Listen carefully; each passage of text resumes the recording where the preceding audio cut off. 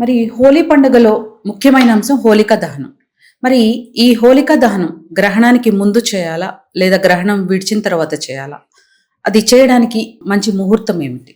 మనకు హోలికా దహనాన్ని గురించి ప్రత్యేకంగా పౌర్ణమి సమయాలలో హోలికా దహనం అనేది చేస్తారు. పౌర్ణమి సమయాలలో అంటే 2వ తారీఖున సాయంకాలం 5 గంటల తర్వాత మనకు ఈ యొక్క పౌర్ణమి అనేది వస్తుంది. ఆ సమయంలో రాత్రికి మనము హోలికా దహనం చేసుకోవచ్చు.